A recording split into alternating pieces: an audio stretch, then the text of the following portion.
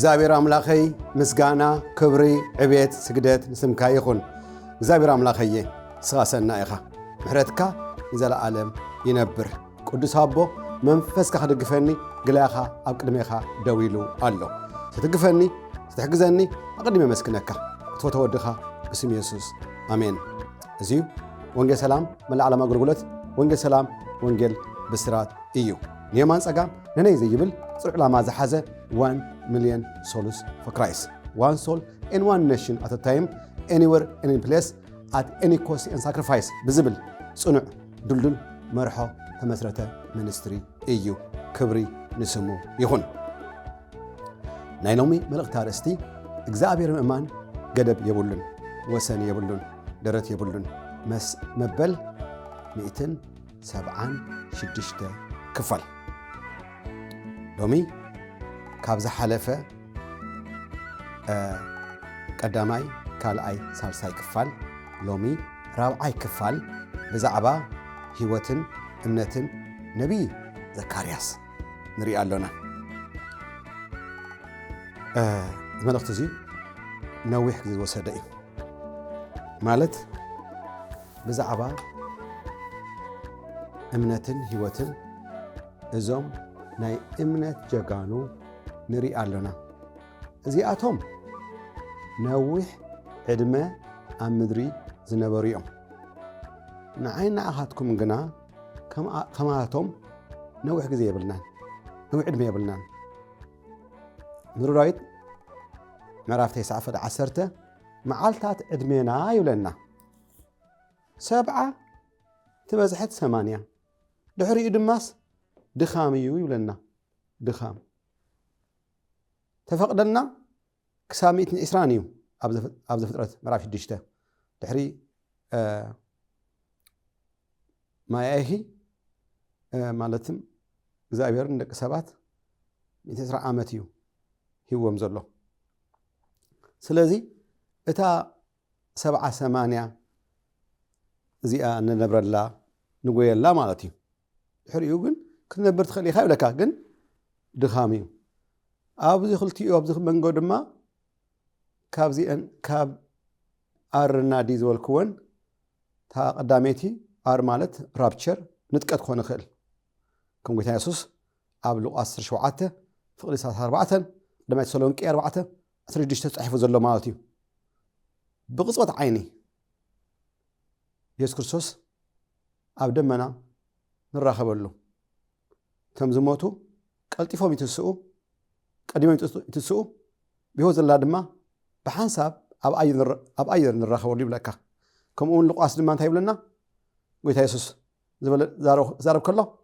ክልተ በዓላት ክድቅሱ እዮም፣ ተሓደ ክውሰድ ተሓደ ድማ ክሕደግ እዩ። ክልተ ኣንስቲ ብሓንሳብ ክትሕና እየን፣ ተሓንቲ ውሰድ ተሓንቲ ድማ ክትሕደግ እያ። ክልተ ክወፍሩ ክውዕሉ እዮም ማለት ወፍሪ ስራሕ ማለት እዩ። ተሓደ ውሰድ ተሓደ ድማ ይሕደግ። ንምንታይ? ተሓደ ምስ ኣምላኽ ልቡ ዝሰመረ ምስ ኣምላኽ ህይወቱ ዝጠበቐ፣ ተሓደ ድማ ካብ ኣምላኽ ልቡ ዝዓለወ። ስለዚ ተሓደ ተዳለወ ተሓደ ድማ ዘይተዳለወ። ኣምላኽ ሓቀኛ ኣምላኽ እዩ፣ ጻዲቕ ኣምላኽ እዩ። ኣያዳሉ ኣብ መንግስቱ ቅንዕና እያ ይብለና ኣብ ዕብራውያን 1:8። ስለዚ ተዳሊኻ ትኸይድ ኣይተዳለኻን ድማ ትተርፍ። ስለዚ ካብቶም ዝኸዱ ካብቶም ዝዳለው ጌታ ኢየሱስ መሊሱ እውን ኣብ ወንጌል ማቴዎስ 25 ብምስላ ከምፅእ ከሎ 10 ደናግል ነይረን ኢሉ 5 ለባማት እየን ዘይተን መሊአን ኣንድዐን ምስ መልአ ተዳልወን። ንምንታይ? ብጸሎት ምስ ኣምላኽ ዘለውን ሕብረት። 5 ድማ ዓያሽ እየን ገና ይመጽን ኢለን ምስ በለ መርዓዊ ሽዑ ነተን ለባማት በጃኽን ዘይትና ጠፊ ኢለልዩ ሃባና ኖ ኣይኽልናኒ ክዕድጋ ምስከዳ ማዓጾ በጃኻ ክፈተና ኣይፈልጠክኒ ኢሉ ኣይፈልጠካኒ ከይብለኪ ሎሚ ኣታ ምድላው ብርሃን ከሎ ስለዚ ካብ ህይወት እምነትን ነቢይ ሎሚ ሻውዓይትን ሻሙነይትን መጨረሻ ራብዓይ ክፋል ንሪኦ ኣብ ነቢይ ትንቢተ ዘካርያስ ምዕራፍ 4 ካብ ፍቅዲ 4 ክሳብ 7 ዘሎ ከንብቦ ይደሊ ነዛረበኒ ዝነበረ መልኣኽ ድማ ጎይታዬ እዚኣተንሲ እንታይ እየን ኢለይ መለስኩሉ እቲ ዛረበኒ ዝነበረ መልኣኽ ከዓ እዚኣተን እንታይ ምዃኑ እንዶ ኣይትፈልጥን ኢኻ ኢሉ መለሰለይ ኣነ ድማ ጎይታዬ ኣይፋለይን በልኩ ሽዑ ንሱ መለሰ እዚ እቲ ንዘሩባቤል ዝኸውን ቃል እግዚኣብሔር እዩ ኢሉ ነቲ ከንቲባ ናይ ኢየሩሳሌም ዘሩባቤል ዝበሃል ተባዕ ሰብ ንዕኡ ኢየሩሳሌም ክሰርሑ ከሃንፅዋ ካብ ባቢሎን ዝመፁ እሱን ካህናት ኢያሱን ተረፉ ሰባት ኮይኖም 50,000 ዝኾኑ ሰባት እዮም መፅኦም ብዘመነ ንግስቲ ልዕልቲ ኣስቴር ብዘመነ ንጉስ ጢሮስ ሽዑ ከምዚ ዝብል ቃል ይዛረቦ ንዓይን ንዓኻ እንጠቕመና ንዓኽ ትጠቕመኪ መራሒ ብመሪሕነት ኢኻ ኣለኻ ዲኻ ውልቀ ሰብ ዲኻ ሰብ ዘበለ እግዚኣብሔር ዛረቦ ቃል ዘገርም እዩ ብመንፈሰይ እምበር ብኽእለትን ብሓይልን ኣይኮነን ይብል እግዚኣብሔር ጎይታ ሰራዊት መንፈሳዊ ነገር ከምኡውን ናብራ ናይ ህይወት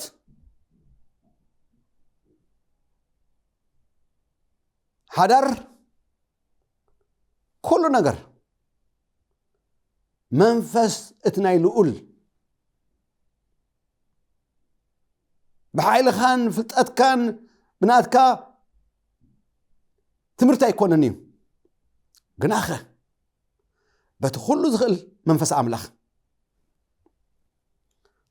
ድሕራይ ኣታ ዓብዪ ኸረን መን ኢኻ ነቲ ቤተ መቅደስ ክሰርሑ ዘጓነፎም ፀገም ክንዲ ኸረን ዝኣክል ብድሆ ኣብ ቅድሚ ዘሩባቤል ጎልጎል ክትኸውን ኢኻ ቀፂሉ ፀጋ ንዕኡ ተባህለ ክጭድር ከሎ ነቲ እምኒ ርእሲ ከውፅእ እዩ ኢሉ ነገረኒ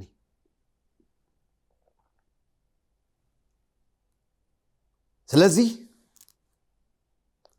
ንዓኻ ዘፀግመካ ንዓይ ዘፀግመኒ ኣብ ቅድሚና ኸረን ጎቦ ኮይኑ ደው ዝበለ ብመንፈሰ እዩ ዝግበር ኢሉ ኣምላኽ መንፈሰ እዩ ብኽእለትን ብሓይልን ኣይኮነን መንፈስ ኣምላኽ ክሕግዘካ ከሎ እሱ ክድግፈካ ከሎ ይኽእለሉ እዩ ከመይ ከም ዝዓይ ይኽእለሉ እዩ ካባይን ካባኻን ጽበዮ ኣብቲ ልዑል ክንድገፍ ኣብኡ ክንውከል ኣነ ኣይክእሎኒ ሓግዘኒ ደግፈኒ ክንብሎ ሓደ ንጉስ ነይሩ ንጉስ ዮሳፋጥ ዝበሃል كابتنهاتو زعبي حيال زخونة جفرا خقوطو مزيو السن دقون قلوعن سباتن حزو كفرحن كربشن كله زنا أملاخ فرح سب إجزاء بير نبي لي إخو سمع يقوله إتكوينات توجئسي ناتكم يخونن ني أملاخ ينبر سلازي أبز عبيج إفرازي أي تفرح أي تشبر يقوله ممرحيوه مزمرانا دالوهم أب قدمتي سراويت يزمروا مزمار مسجمروا እግዚአብሔር ነቲ ዓቢይ ጭፍራ ዝመፀ ነንሕድሕዶም እግዚአብሔር አሸብሮም መጨረሻ ዓወት ነቲ ንጉስ ዮሳፌጥ ሃቦ ትውግናትኩም ኣይኮነኒ ኣምላኽ ይንበር ኢልዎ ትመንእሰይ ዳዊት እውን ኣብ ቀዳማይ ሳሙኤል 17 ፍቕዲ 47 ክንድጎ ዝኣክል ጎልያድ ዝበሃል ኣብ ቅድሚኦም ደው ኢሉ ንንጉስ ሳኦል ነቶም ጀነራላት ከሸብሮም ከፍርሖም ከሎ ህዝቢ ክፈርሕ ከሎ ሓደ መንእሰይ ንኣምላኽ ዝፈልጥ ምስ ኣምላኽ ስጡም ሕብረት ዘለዎ ዳዊት ዝበሃል ምሳሕ ሒዙ ናብ ሕዋቱ ክመፅእ ከሎ እዚ ይርኢ ኣሎ እንታይ ይኾን ኣሎ ይብል ኣሎ ንልካ እዚ ጎልያድ ዝበሃል محلف سيرنا بجخا يهددنا له يفرحنا له ريخا ياخذ يذاكل ازي تخنشبه زي تجزره مس املاخ كدان زي بلو نهزب املاخ يفرحهم الله يهددهم الله شعو تاريخ نويح حصره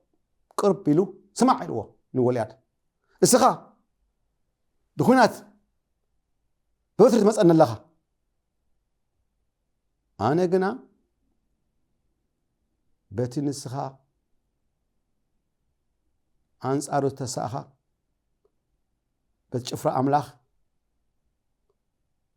بسراويت قيتها أجزاء بيري بس أكال له توق ني أملاخيو توق ني أملاخ خمس خونة الهزب زي المحبر زي خفلتيو لومي نعاخاتكم احلفوا خبرنايو إلو كم تاريخ تفلتو كسادو عليو جنبارو بلو بتأمني مسادة حالو ودقة بتناتو سيف جريو كسادو غرزو نزيون أبزيون ريو زلنا نزور وابيل سماع يبلو بحايل مخلتنا يخون بمنفس أملاخيو سرح أقنع خذ خرن قول خوني تحتي له صقا زي أخزار بالله أب حدش كيدان نعنا فليز قورو እግዚአብሔር አምላኽ ጎይታ ሰራዊት ኢየሱስ ክርስቶስ ምስ ሰደዶ ናምድር ምስ መፀ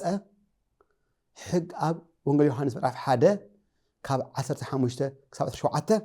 ሕጊ ብመመፀ ይብለና ብሙሴ መፀ ሙሴ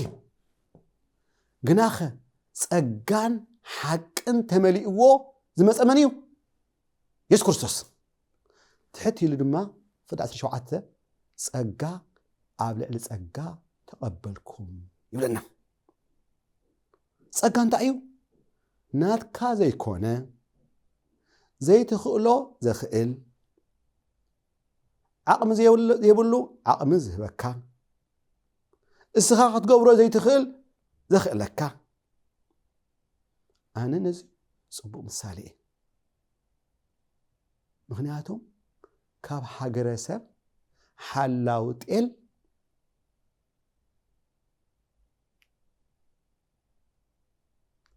ዝወደቀ ዝተደረበየ ካብ ዘይተማሃረ ዓሌት ካብ ሃገረሰብ ሓላው ጤል ሓላው ኸፍቲ ካብኡ ኣምፂኡ መንፈሱ ቀቢኡ ናሃቱ ኣገልጋሊ ክኸውን እዚዩ ተኣምር እዩ ብዘይካ እግዚአብሔር ኣምላኽ እዚ ክገብር ዝኽእል የለን እዚዩ ጸጋ ዝበሃል ዘይትኽእሎ ዘኽእለካ ዘይናትካ ዝኾነ ናትካ ኢሉ ዝህበካ ምኽንያቱ ዘይነበረካ ጸግኡ መሊኡ በረኸቱ መሊኡ ሰብ ምስ ገበረካ መንፈሱ ሓጺቡ ቀዲሱ ናቱ ኣቕሓ ክገብረካ ከሎ ኩሉ ናትካ ኣዋኻ ዘሎ ናቱ እምበር ናትካ ይኾነን ስለዚ ኣብ ካልኣይ ቆሮንጦስ 5:15 ድሕሪ ሕጂ ቶም ብሂወት ዘለዉ ምእንትኡ ክነብሩ እምበር ንርእሶም ምእንቱም ከይነብሩ ንሱ ኣብ ኩላቶም ሞተ እንታይ ማለት እዩ ቀዲሱ ቀቢኡ ህይወትካ ምስ ቀየሮ ንዑ ክትነብር ነዛ ዓለም እዚኣ ከይትነብር ነዛ ሓላፊት ዓለም ከይትነብር ንዑ ክትነብር ናሃቱ ኣቕሓ ናሃቱ ኣገልጋሊ ሓቀኛ ኣገልጋሊ እሙን ኣገልጋሊ ትኸውን ስለዚ ዘሩባቤል ይብሎ ስማዕ ዘሩባቤል መንፈሰይ እምበረይ ብሓይልን ብኽእለትን ኣይኮነን ስለዚ ኣብ ቅድሚኻ ዘሎ ከረን ጎልጎል ክኸውን እዩ እዚ እውን ጸጋ እዩ ጸጋ ኣምላኽ እዩ ስለዚ ነዚ እዩ ዋላ ሓደ ከይምካሕ ይብለና ቃል ኣምላኽ ካባኻትማ ኣይኮነን ዝምካሕ እንተሎ ብኣምላኽ ይመካሕ ኣብ ብሉይ ኪዳን ደቂ እስራኤልዎም ትምክሕቶ ይኹን ብኣምላኽ ተመክሑ ተሃፍታም ኣይመካሕ ተሓያል ኣይመካሕ ጥበብ ዘለዎ ኣይመካሕ ዝምካሕ እንተ ኮይኑሲ ኣብ ምድሪ ጽድቅን ፍርድን ከም ዝገብር ብምፍላጡ በዚ ይመካሕ ሓወይ ሓፍተይ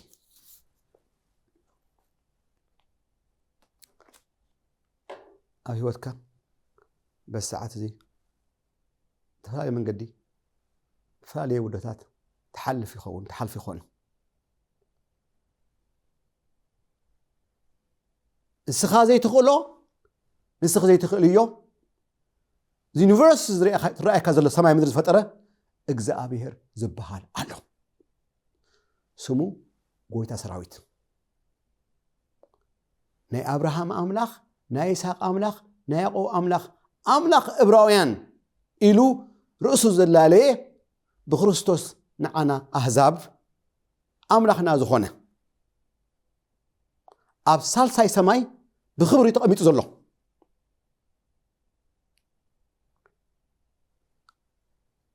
ጸሎት ክሰምዕ ዝኽእል ሓቀኛ ሕያው ኣምላኽ ስሙ ዘላለየ በዚኡ ካብኡ ወፃእ ኣምላኽ ዝበሃል የለን ካብኡ ወፃእ ጸሎት ሰምዕ የለን ካብኡ ወፃእ ወላ ሓንቲ ክእለት ሓይሊ ዘለዎ የለን ተሓቀኛ ኣምላኽ ርእሱ ባዕሉ ዘላለየ ኣነ ኣምላኽ አብርሃም ኢልዎ ንሙሴ ኣምላኽ ይስሐቅ ኣምላኽ ያዕቆብ ኣምላኽ ኣቦታትኩም ይብሎ ንዓና ኣሕዛብ ከማኻ ዝበለ ካብ እስራኤል ወፃእ ዝኾንና ብክርስቶስ ኢየሱስ ኣምላኽና ነዚ እዩ ኤፌሶን ምዕራፍ 2:8 ካብቲ ተስፋ ርሑቓት ዝነበርኩም ካብቲ ኺዳን ርሑቓት ዝነበርኩም ሎሚ ግና ሕጂ ግና ብክርስቶስ ደም ቀረብኩም ቀደም ኣምላኽ ኣይነበረኩምን ሕጂ ግን ኣምላኽ ኣለኩም ምን ብክርስቶስ ተቀረብና ስለዚ خبيبك زلو صبا خبيبك زلو صقم زخونه يكون نزي أملاخ أبراهام أملاخ إسحاق أملاخ يعقوب أملاخ إبراهيم بخريستوس أملاخنا زخونه نزي حق إني أملاخها صلوتك تقرب كابزي أوصى سماي تقبله صلوت يلن ولا حنتي يسوع كريستوس مسيحو نصرت يروايو بسمي نابو صليو حاجوسكم فصم كخون إلو أونجيل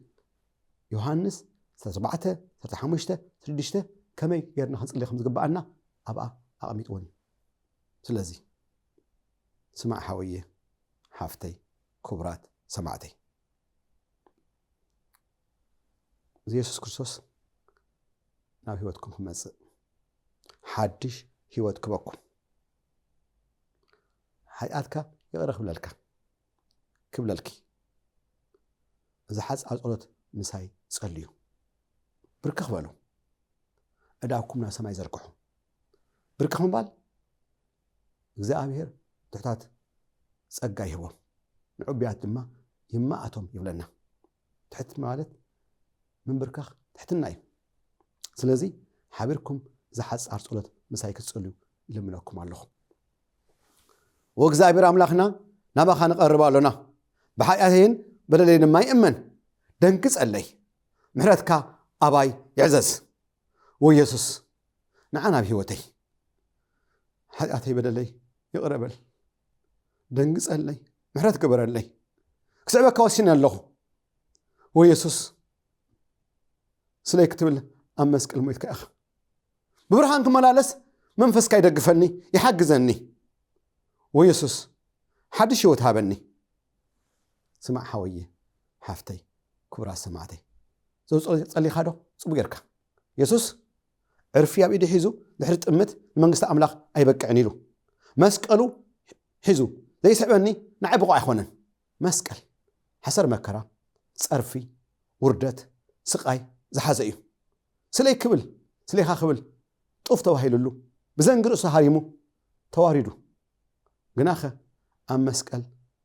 تنتقلوا أي ترفن مويتو بخبرة السيو كمون بخبري نفس ما يعرقوا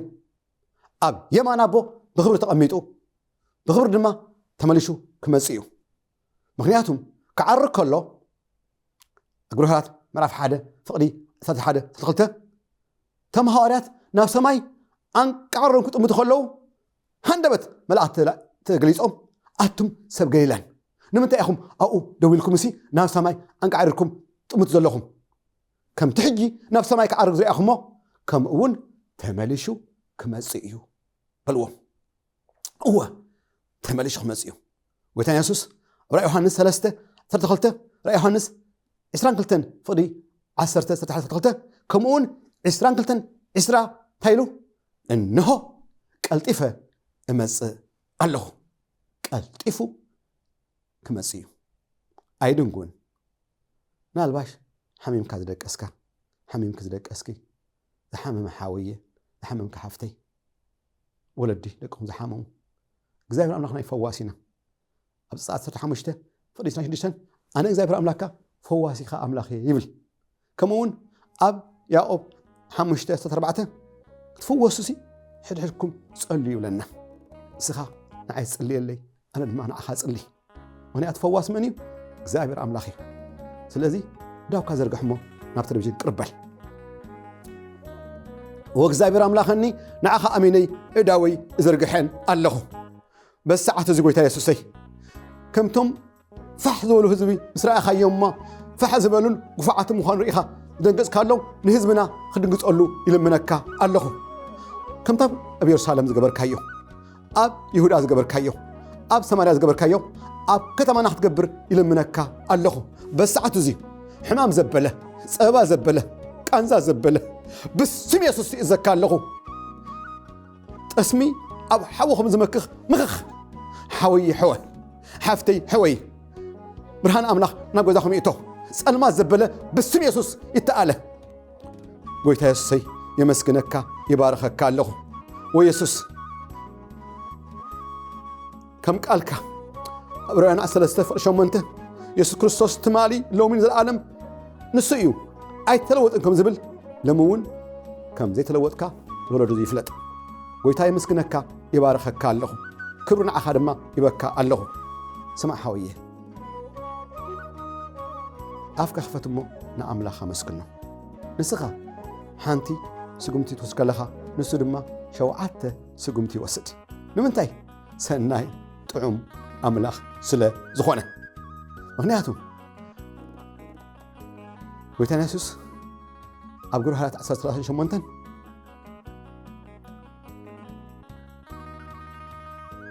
እግዚአብሔር አቦ መስቀበኦ ካብ ሓደ ቦታ ናብ ሓደ ቦታ እናተመላለሰ ጽቡቕ እንዳገበረ ዝሓመመ እንዳፈወሰ ኣጋን ዝሓዞ ነፃ እናውፅአ ጽቡቕ እንዳገበረ እዚ ጎይታ ሕጂ እውን ጽቡቕ ምግባር ደው ያበለን ብዘመናት በሎዶ ኩሉ ወርትክ